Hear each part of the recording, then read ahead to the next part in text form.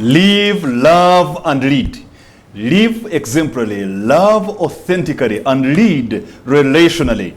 You are my hero today because you stuck around. You are still around as we talk about being a financially free man. This is the Inspired Family Leader Program with Samuel Ebakutana, a certified executive coach, an award-winning leadership consultant, a global speaker and author, the CEO of Inspired Leaders International, and the Provincial Fathers Union President.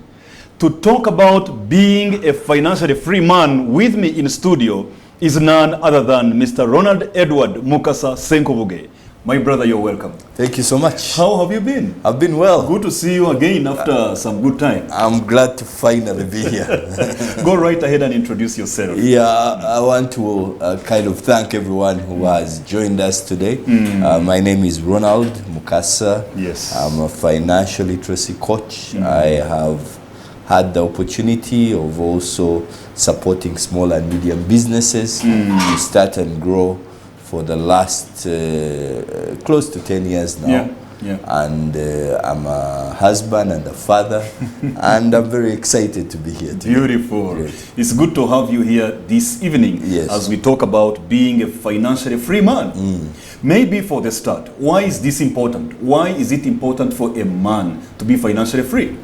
Yeah, I think most of us will appreciate that your role as a man in your family, for example, yes, you have a leadership role. That's true. And I think when you think about being financially free, it is an enabler. It allows you to be able to do your job. You want to be able to provide for your family, and the capacity to provide your family is contingent on whether you can find the finances and find the freedom to be able to do that. You want to be able to multiply. The Bible teaches us that when you are given a gift or a talent, it should be able to multiply. Talking about the same tomorrow somewhere. Exactly. Yeah.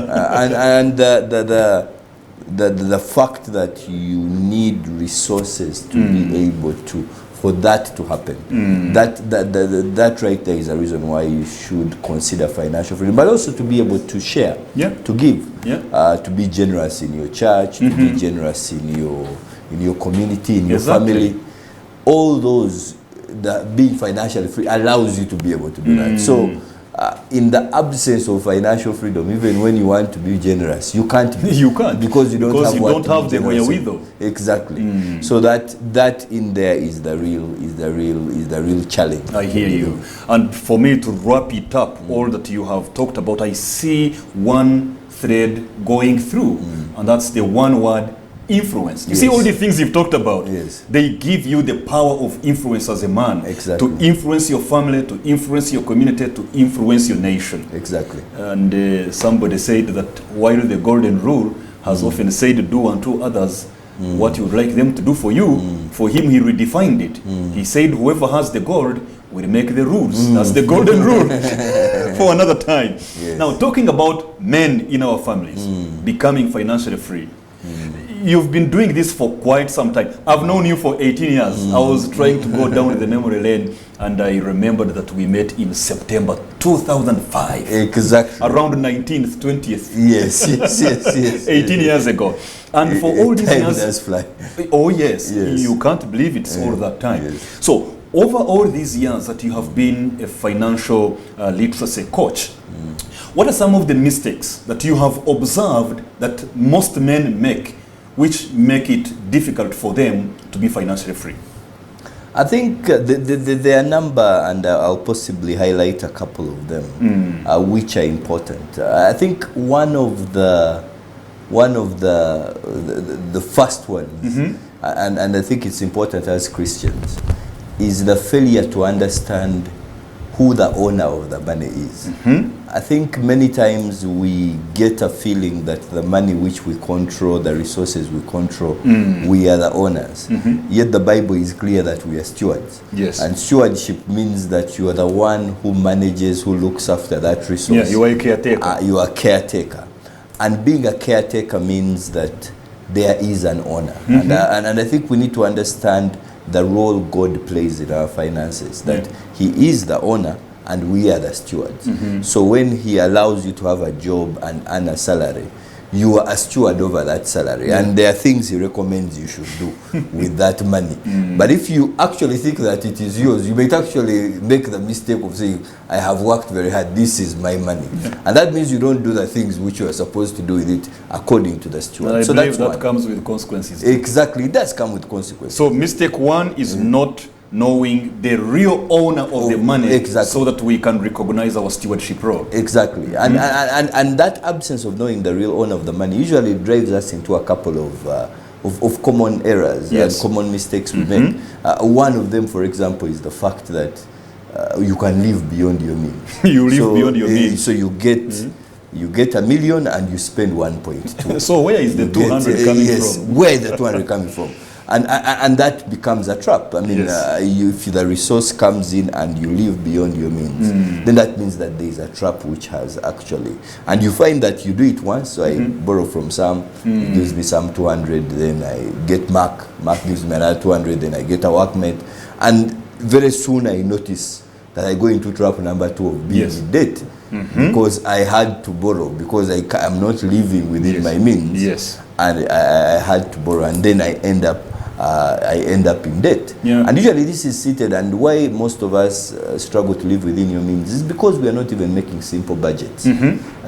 So I mean, if you are the privileged to have a job and your employer announces to you that you are going to earn 1 million shillings, your first responsibility is to say, what am I going to do with the 1 million extra? I mean, even with the one. So if one comes, where do I start?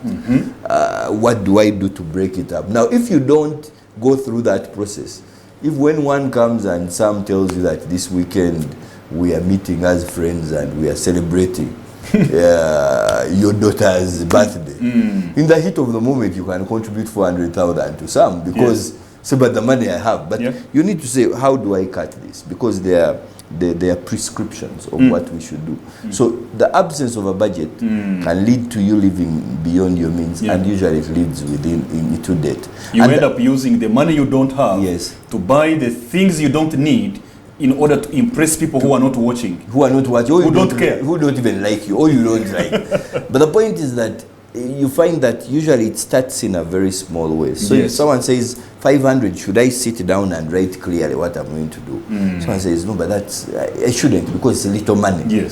But the point is that culture of saying that you know where your money is going allows you to say, I'm not living beyond my means. And then you find that in that we also are not taught money, and for the men who are leaders in their families, one of your responsibilities is to teach. Now, most of us grow up in households. If you even asked a question about money, depending on how your father behaved, he might find it very offensive that you are 10-year-old is asking about money. But the point is that the family is also the setting of where money should be. How to use money and how to use resources should be taught. Now the point is that you as the man, you have that knowledge. You can't give what you don't have. So you can't give if you have not been taught yourself and you haven't made an endeavor to learn about money, you can't be able to teach your own family. Exactly. And if you don't teach your family, then it keeps growing and keeps vicious circle of financial ignorance across generations. Exactly. So you need to ask yourself, what is this? I mean, I'll give one of the basic prescriptions in the Bible, which is tithe, which is a principle as Christians which we appreciate. Malachi 3:8. Exactly. So the fact is that if you understand that one of the principles which is prescribed is to tithe, you can't, if you don't understand that principle, then you can't also teach it to your children. Of course. After all, you haven't demonstrated it. You haven't demonstrated it. And yet, the Bible is clear on what it promises. So the point is that the process, and I think as men, one of the biggest challenges which we have is to make sure that we are seeking out for this knowledge to be able to transfer it to the people who need it. Awesome. So, not knowing that our role is stewardship, living beyond our means, being in a debt perpetually, not even making simple budgets, to mention about a few big mistakes. What would you therefore say are the possible solutions to these challenges in the life of men that are leading their families? Yeah, I think, and I'll go back to stewardship. One of the real first things is to understand the privilege which we have as Christians to have these resources to steward over. That the Master has found us worthy to have a job. The Master has found us worthy to have a business that we are running. The Master has found us worthy to earn a salary. And for me, it's easy to take it for granted. Yeah. It is such a privilege that you have work which you do, such a privilege that you have a business that you run that brings you resources. And that means you need to ask yourself, what was the objective of the Master? So one of the things is to go to the Word and understand what exactly was God's purpose for his resources. When he says he has allowed you to steward over them, what are his expectations? And if you understand those expectations, then you can be able to say that now I am starting to execute them. So for example, when you talk about something like living beyond your means, the Master didn't expect you to live beyond your what? Your means. That wasn't the expectation. The means were expected to live beyond yes, exactly. That's we would be having abundance. Exactly, and the Master didn't have that expectation. So if you earn your 500,000 shillings, if you are spending 600, there is a problem. There is a problem right there. And the problem could be twofold. It could be that you are not earning enough. So you need to make sure, how do I make sure I can earn more? Yes. And that is you playing offensive, saying, how can I be able to bring in more money? But okay, you also need to ask yourself, possibly I need to cut my expenses. Maybe I'm overspending. I'm overspending. So those two options I'm either under earning or overspending. But there is a problem because or both. Or both. Yes. So you are living beyond your means. And so when you live beyond your means, for example, it is very difficult to tithe in an environment where you are living. Usually you can't. You can't do it. It's very difficult to save in an environment where you live beyond your means. So if you earn 1 million shillings, you're paying rent of 500,000 shillings, eating food of 300,000 shillings, doing transport of 300,000 shillings. By the time that's you already say 1.1. 1.1. By the time you say I want to put aside 100,000 in my circle, for example, the 100,000 is not there. You are actually in 100,000 deficit. Exactly. Yes. So that means that you need to ask yourself, and you need to get to a point where you first ask yourself, how do I first of all ensure that I fit within what the Master has given me? I keep telling people that when you look at the story of the talents, the one who got 5, the one who got 2, and the one who got 1, people castigate the person who got 1 because they didn't multiply it. But to be fair to him, at least he had it.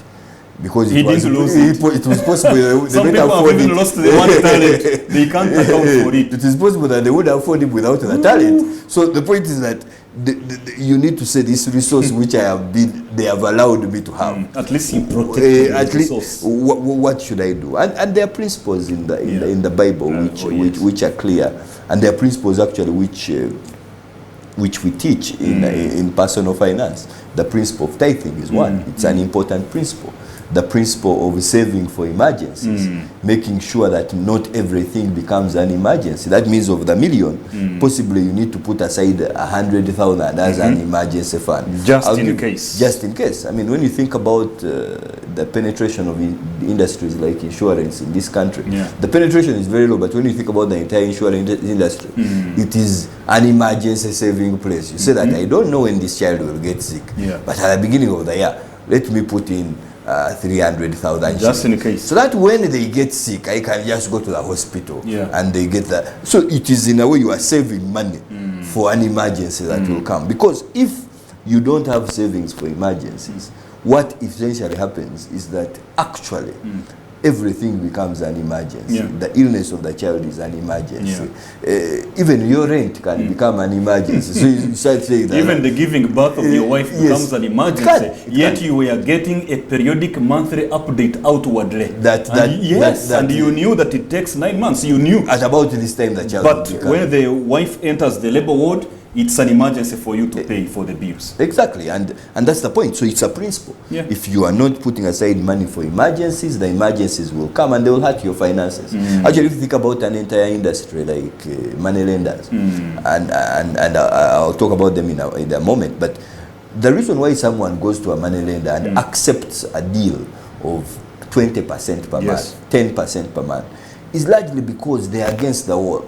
So if you arrive home and your son has broken his leg and you can't take him to hospital, you must get money. You will go to and if you own a motorcycle or you own a vehicle, you will take that card to the money lender, and the money lender will say it's 20%. Say yes, just give me the money.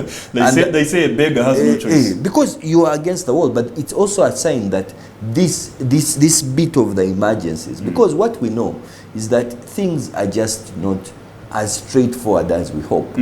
Something happens, and when it happens, you don't want that to become a shock. I mean, for example, children have returned from school. When children return from school, you may find that their school fees is going to be a shock within a month. But the point is that you can anticipate that they will be there. So there is the saving for emergencies. Then there is the saving for investment. Save for investment. Save to invest. And when you think about saving to invest, what we are saying here is to allow that power of multiplication. I think that the story in the Bible of the talents talks about it very well. The fact that the one who got 5 got another 5. And the Lord promises us that He will bless the works of our hands. So in any case, whenever we allow the resources to work, whenever we allow our hands to work, the blessing comes because there is some work which has been done. And I think we need to understand that there is a moment, if you are a 25-year-old, the process of investing starts now. And it could be as simple as saying that every 3 months, if I come from a cattle community, for example, every 3 months I've decided to buy a calf. And if you buy 1 calf, by the time a year ends, you have 4. Yes. Then the blessing of the Lord will bless those calves, and then they will be in calf and they will give birth to others. That means that the blessing of multiplication will come. But the multiplication presupposes the calves were bought. Exactly. So you can't multiply what you do not have. What doesn't exist. Yes. So one of the things which when you get that million, you want to put aside a bit of money so that you can plant it so that it multiplies. Now, in the absence of planting, you can't keep saying, but God bless me. But I don't see anything. Because, I mean, He can bring the rain. But if there is no seed in the ground, it can't germinate. So even in the first instance, when there is even no garden, before you even talk of the seed. Exactly. So that's it. So you need to make sure you have saved a bit of money for investments. Okay. Then you need to have a bit of your budget, which is for you to be generous, to be able to give to others. Giving to charity. Giving to charity. That's why I married her. Yes, yes. My wife is exactly. So give to charity, please. Yeah. So the point is that the ability to be. We live in a society where there is a lot of pain around us, and when you get a call from your family member, you want to be able to help them, and that should be budgeted. And I keep telling people that there's nothing wrong with being generous, but generosity has to be budgeted. Yeah. You need to say, this is how far I can generosity go. has to be regulated. We can't, you can't have generosity which is unbudgeted. Because when you do that, you hurt other sections. Because you also have to spend. You need to pay your rent. Which hurts your destiny. Exactly. So you need to make sure that all these things, what you return to your God through your tithes and offerings, the saving for emergencies, the saving for investments, what you give, then you spend. You want to also enjoy. So the point is that all those things, you need to make sure they are somehow right there in your budget. If they are not absent, then there is a challenge. Yes. So we need to understand the privilege of work and earning, deal with the problem, whether it is of overspending or under-earning, put in place the principle of tithing, save for emergency, investment, and giving to charity. Exactly. So now, I am a family man. I lead my wife and my children. In just 1 minute or so, how can I build a financially free family so that I'm not just a financially free man, but I am leading a financially free family? How can I build that? I think you have to start that with example. Really, you start by being the example. One of the things which every man as the leader of the family, one of your responsibilities is to teach Yes. your family how to work. Work is a very important piece. It's your offensive strategy. It is through work that we get rewarded, Yes. that we get a salary, that we get paid. So you have to allow your family to learn how to work. And that's an important thing. The Bible tells us that he who will not work will should not eat. And it's important to notice that for your family to eat, the work needs to be there. And you need to understand that. You need your entire family to understand that. You need your children to understand that. That work is a key component Yes. of the financial journey. And I think we need to, before you even talk about the saving and how you keep the money, the first thing is you need to bring the money in. Yeah, and, you can't spend what you not earn. Yes, and work is important. And then when we think about work in detail, that's where, I've just been running through the book, which I hope you have introduced it to the My 17th book, which came out 2 weeks ago, yes, Blossom in Your Job and Exactly. Business. So I was running through just before the show here. And when you talk about a word like excellence, Yes. we need to understand that if you have a job, you have to be excellent at that job. Not Cultivate it. Exactly. Cultivate that excellence. Not so much for your boss, but because that's your offensive strategy. You are not at your workplace. Some people, you say that I don't do a good job because my boss is not a good boss. You're not there for your Then boss. you're also a bad worker, Yes. a bad employee. You're there for your master. And when you are there for your master, who is the Lord who has given you that opportunity Yes, to be there? the platform. You need to make sure that you are excellent. Because everyone who is excellent is rewarded. The marketplace in which we operate, everyone who is good at what they do, they are overpaid. You just look around. If you are the best plumber in the city, Yes. somehow people are willing to pay you a bit more. Are you overpaid or overworked? Whichever way you look at it. But sometimes a plumber can say, this plumber here, he came, he spent yesterday and we gave him 300,000 shillings. It feels unfair. But if the job he's doing is the most excellent job, yes, he if deserves one of his the pay. top hotels here, which has a plumbing problem in their presidential suite, if it needs, they're not going to get a funny plumber. No. Because the presidential suite hosts presidents. Yes. And you don't have a president opening and the thing explodes. the reputation of the hotel will be in trouble.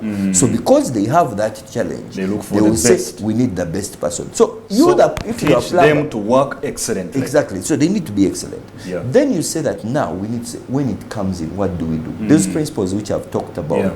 Do we return something to our Lord? Do we save something for investment? Do we save something for emergencies? Yeah. Do we give? All those principles. Actually, if you're teaching your children, you tell them there are 3 envelopes. One envelope is to give, and in there you put what you give to your Lord and you give to others. The second envelope is for you to invest, for you to plant so that it can grow. The third envelope is where what you eat is. So even though you give pocket money to a child, you should say that the 3 envelopes should exist. Okay. I gave you 30,000, show me the envelope for giving. Show me the envelope for investing. Show me the envelope for eating. But if you give the 30,000 and the idea is that all this, I will eat it, then that means these envelopes are not being filled. Amazing. So, all these things that we have talked about, I would like you to put yourself in the shoes of a young married man. He's been married for 1 year. He's been married for 4 years. He has 1 child. And the way he has 1 child is the way he has 1 income, which is 1 centimeter long. Small income. But he has a long list of expenditures that are really genuine. So, what would be your simple advice to this young married man who has a huge expenditure to do and it's basic and necessary but has little income? I think to a young married person, the good news is that first of all, you are married. That means you have started a journey. One of there is a blessing which comes with marriage. Yes. Whoever finds a wife finds a good thing and obtains favor. Finds a good thing. And research has shown there is a lovely book called The Millionaire Mind, written by a guy called Dr. Stanley. And in there he says that actually if you look at the millionaires who emerge, 8 to 9 out of 10 of them actually are in stable marriages. And it's a very important figure to look at. 80 to 90% of millionaires are in stable marriages. Stable marriages. That's huge. That means that when you have a spouse who is supportive, yes, a spouse who works with you, a spouse who encourages you, if you are in that stable marriage relationship, you are on the pathway of succeeding financially by just being in the marriage. So you need to understand that if you are a young person, you are married the love of your life, you are starting out together, you are actually on the right path, and there is no need to panic. It may be it may be that you are living in a small house right now, it may be a one-room house right now, but you are on the right path. Yes. The second thing, it is important to appreciate that it takes time. This is a marathon, not a sprint. And understanding that it's a marathon is critical. Because many people don't understand that it could take you 4 years, 5 years to buy one plot of land. Yes. And you say, but really a fool, both of us, we are married. And we have spent the last 6 years attempting to buy one plot of land. But the point is that it's a marathon, and enjoy it. So if you are 24, don't attempt to panic. You may get your first car when you are 32. Yeah. You may get your first car when you are 35, but it's okay. Yeah. Just keep on the path and say that, how is it growing? Follow the simple rules. Make sure that the rules we have talked about, you are implementing them in your small way. Yeah. And don't try to project an image you are not. And it's a very important thing, because we need to understand that all of us have a bit of a see-me problem. Yeah. You want to show people because you're married, and yes, you are in a Benz during the wedding, so you think that the first time you come to church, you should also come in an equally powerful vehicle. But it's okay. You need to understand that where we are at now, that journey is going to, the rules of money have to be followed. Whether you are a young person, whether you are a clergyman, the rules have to be followed. Whether you are a young person or you are a clergy person, the rules have to be followed. Exactly. In less than a minute as we wind up the program right now, just say something to particularly that retired man, that retired family leader, who hoped that educating his own children would be his retirement insurance policy. But now the children are somewhere in the city building their own family, and he is in luck. Now for him, what does he really do? Just keep it under 1 minute. I think the truth is that education is one of the best investments. But as you give education to your children, you need to understand whose investment it is. Whose investment it is. Because sometimes you, the person who is paying the school fees, you get the impression that it's your investment. Yes. It is an investment for the person who gets the certificate. Oh. So if you... It's not the parent's investment. It is the child's investment. The child paid doesn't... for the child, by the parent. Exactly. The child doesn't pay the school fees, but it is their investment. Because they're the ones who can take their certificate and put it somewhere. And they say, you man, we will work. So what should he do now? So I think he's already at home now. What happens is... he retired. Is to find peace. Okay, if your family comes back and supports you, you be very grateful. Yeah. And be a person who is grateful for the support they give you. Right. If they don't come back, there is no court you can take them. Yeah. And you need to understand that. Them. So you need to find the peace to say, you know what, this has happened, and you need to appreciate that actually you can learn and start at any point. Learn and start at any point. You can learn and start at any point. This has been the Inspired Family Leader program with Samuel Ebakutana hosting our brother Ronald Edward Mukasa, talking about being a financially free man. We have looked at the mistakes that we always make as men leading our families. We have looked at the possible solutions. It is high time we started to do these things. Understand the privilege you have, that you are able to work and earn something. Deal with the potential loopholes that have been, clogging your financial pipe, whether it is overspending or under-earning. Go and put in place the 3 envelopes. The envelope of charity, the envelope of investments, and the envelope of expenditure. Remember, 80 to 90% of millionaires are in stable marriages. Love your wife. Let your marriage be stable. That will be the critical foundation upon which you will build a strong empire of your financial freedom. See you next time.